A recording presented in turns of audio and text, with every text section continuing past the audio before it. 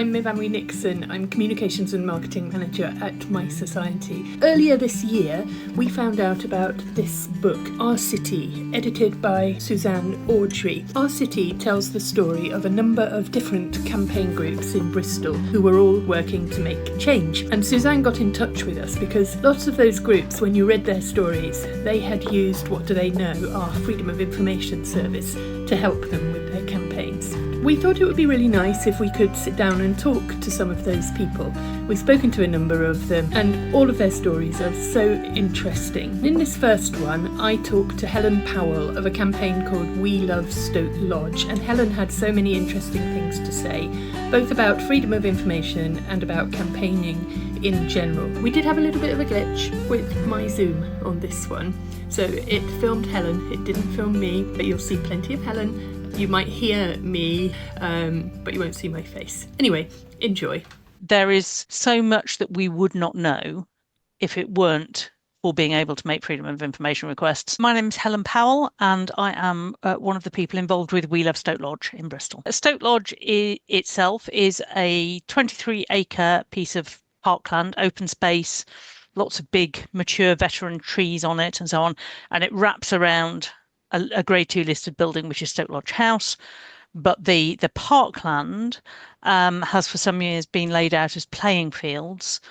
Since 2000, it's been used by Cottam School, which is a school about 3 miles away. So we know the people and the stories that tie them to the land. People who have lived in these houses around the field for 40 years. So they taught their children to ride bikes and fly kites and play football. We know people who learned to walk there again after a stroke. One of my close friends who lost her baby, and she sat under one of the big oak trees on the field, through the time of grieving over that. There are so many people who've got a really powerful human connection to the land. And it's just such a sort of core part of the community that allowing somebody else to come in and just kind of swipe it for their own purposes is just not something that the community is prepared to accept. The correspondence that we discovered under FOI was the school asking the council to remove curtilage status from the land, which would mean that it could put up a fence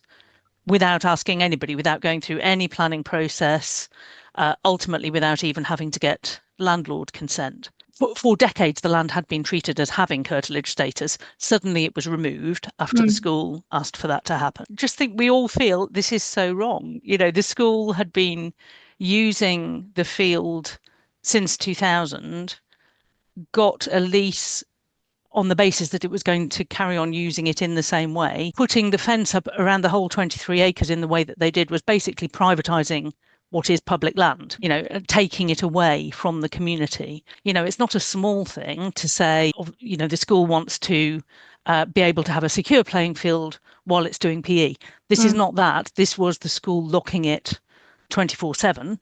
And suddenly what had been important open space for the community was not available. I think for the school, the land is a commodity. They see it as an asset that they could develop, they could commercialise and so on. We saw somebody else had made a request, and I thought, oh, hang on, if she can ask for that, we could ask for this. And that so yes, it was all very much a learning curve to start. I had a look back at my sort of list of requests on What Do They Know, and you can see at the start, we didn't necessarily know the rules about cost constraints, for example. So being definite about what period you needed, not making it a sort of a ridiculously wide request, but being sort of as specific as you could be while still getting the information that you were targeting. So you can see us sort of evolving how good we were at making requests, because that itself is a bit of an art form. Phrasing it so that you don't allow loopholes, that you don't allow for interpretation of the request in a strange way, but also trying to make it broad enough for what you want, but not so broad that that the authority has a reason to refuse it. There was another person, a completely other third party who asked for some information about different playing fields. And the council turned that down as being a vexatious request that was to do with Stoke Lodge. That got into private eye. The next request was mine. And the council turned it down on the basis that while the other person might not have been vexatious, I certainly was vexatious. You know, the ways in which I'd been vexatious included, remarkably, things like asking questions at full council, which is just an exercise of democratic accountability. Yeah. That went off to the Information Commissioner. The Information Commissioner said I wasn't vexatious either, and that information should be released. None of this was for frivolous reasons. So the council has really latched onto this idea of us being a campaign, but we're not a campaign against the council. We're not seeking to harass or burden it. We're a campaign to protect parkland. They may be vexed by the fact that we're asking a question, but that doesn't make us vexatious. When we started parts of this process, what we were trying to do is in our relationships with, say, the planning team, we were trying to say to them, look, you've got a large body of very upset people here. If we just have that relationship where we're communicating with you, where you give us information, then we can pass that on and we can calm the situation. We can sort of be helpful like that. And I think on a wider scale, that goes for the council as a whole. Transparency is good for both sides because it means that there is greater cultivation of trust. People are more prepared to work in tandem. And I think it's much more helpful if we can do that.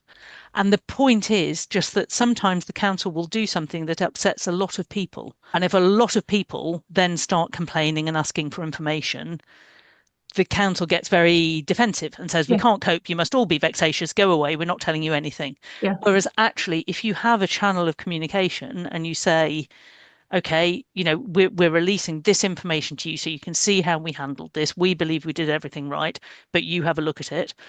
That is a much healthier way to move forward and actually would, I think, dramatically cut down the number of requests that they get. It has been invaluable. And actually the particular thing about making those requests via What Do They Know is that you can search and you can see other people's requests as well. And that also has been very useful. There's a lot of information to be gained there just by seeing what else is coming out. So it has been fantastically useful. We would not be where we are today without the ability to make those requests. So I'm most appreciative of What Do They Know. It has been an incredible resource. Wonderful. For us. And we love to see it being used in really good ways. So thank you again.